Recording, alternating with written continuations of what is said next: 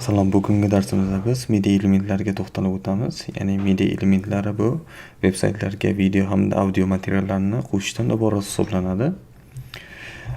Mana bu yerda ko'rib turganingizdek, bu birinchisi video elementlari, ya'ni video elementlarni ya'ni video fayllarni veb-saytimizda ko'rsatishni amalga oshiruvchi tag bu video tag hisoblanadi.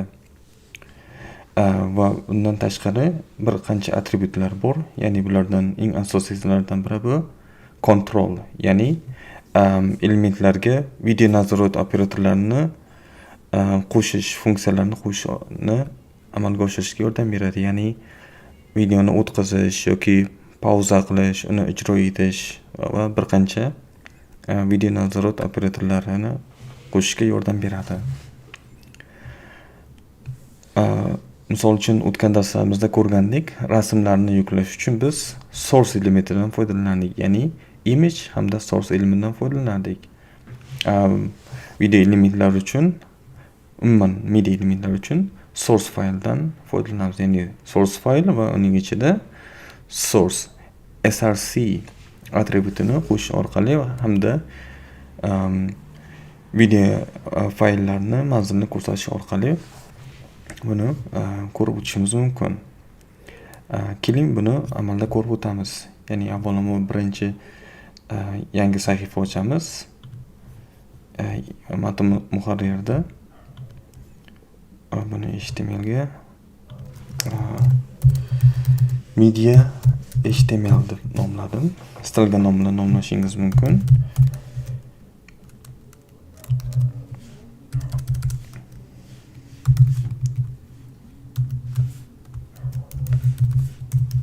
Type HTML hamda HTML ana bizda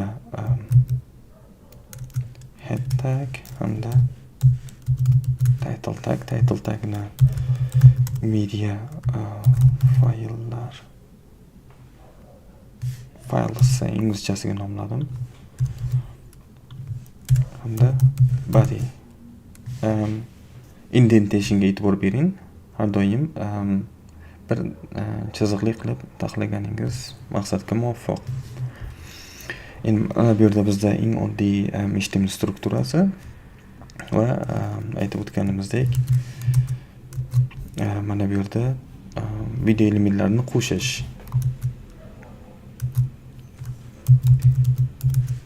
Video source qilyapti. Bunun ichida source file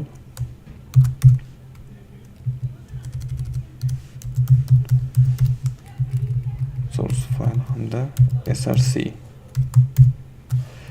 mana bu struktura, ya'ni video file strukturasi. Video file. Xo'sh, men darsdan oldin o'zimiz sahifasiga video fayl yuklagandim, ya'ni video.mp4 formati. Shuni keyin yuklaymiz. Video.mp4 buni saqlaymiz va brauzerda ochib ko'ramiz. Mana ko'rib turganingizdek video fayl yuklandi. E'tibor bergan bo'lsangiz, bizda hech qanday ijro etish, ya'ni play, pauza qilish imkoniyatlari yo'q. Bunday imkoniyatga ega bo'lish uchun biz atributdan foydalanamiz deb aytib o'tdik. Ya'ni bu atribut control.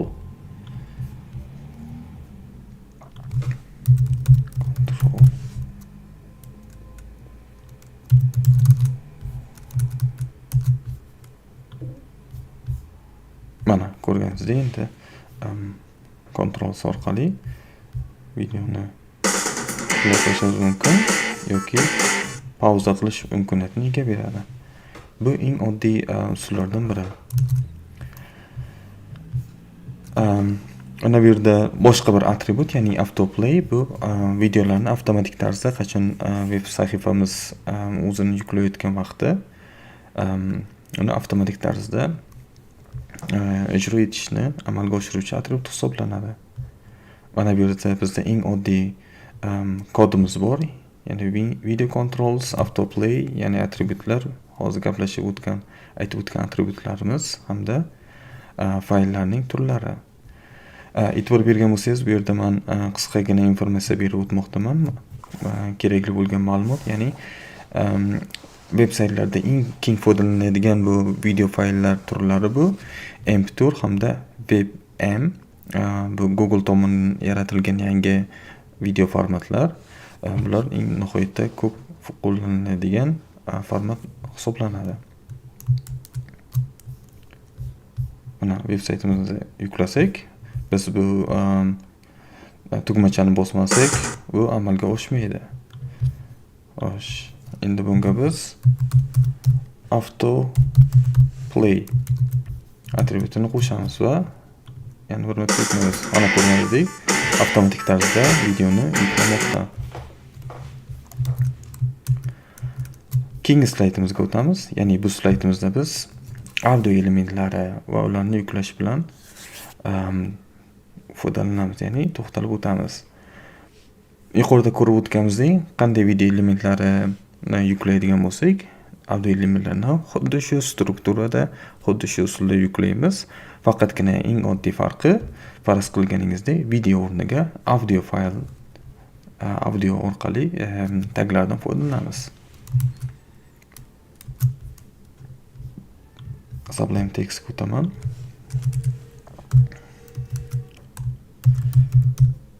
Audio file.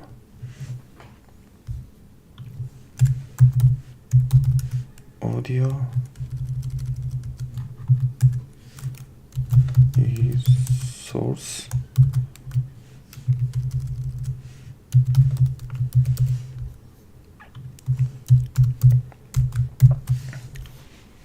Endi bu yerga biz audio faylimiz kerak bo'ladi. Ana bu yerda men audio.mp3 formatidagi faylni yukladim. audio.mp3 va bunga ham atribut beramiz.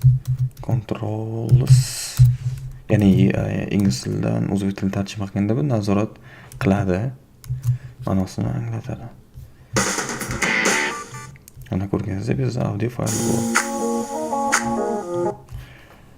Xo'sh, bu eng oddiy media elementlarini yuklash hisoblanadi. Va bizda oxirgi media elementni yuklash usuli bu iframe orqali, ya'ni asosan bu YouTube'dagi yoki istalgan boshqa veb-saytda joylashgan linkdagi videolarni yuklash uchun eng ko'p foydalaniladigan usul hisoblanadi. Ya'ni iframe hamda unga kerakli kenglik hamda balandlikni beramiz hamda source, bunda ham source'ga shu kerakli faylning manzilini, ya'ni internetdagi manzilini kiritish orqali hosil qilamiz. Boshladik emasmi?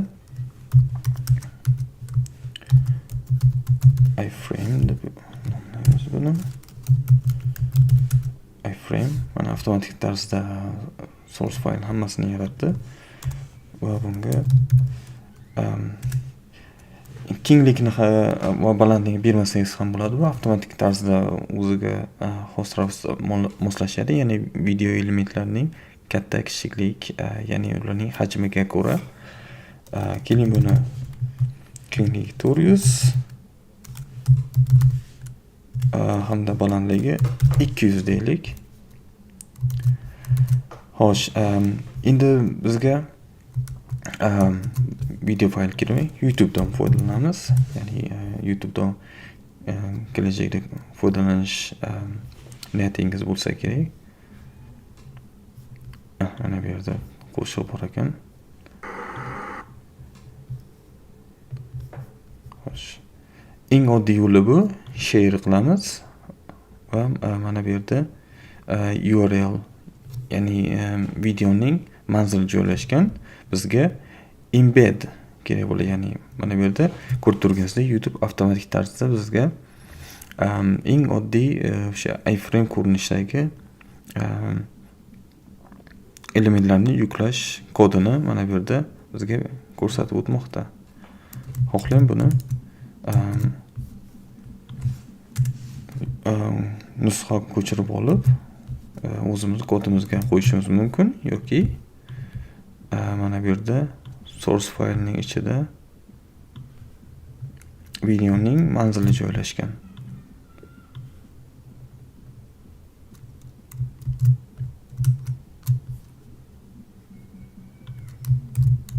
Buni o'z saytimizda ko'rishimiz mumkin. Mana bu avtomatik YouTube standarti. Yana kengligi 560 va balandligi 315. Bu biz qayd etgan 400 kenglikka 200 kenglikni ko'rsatadi.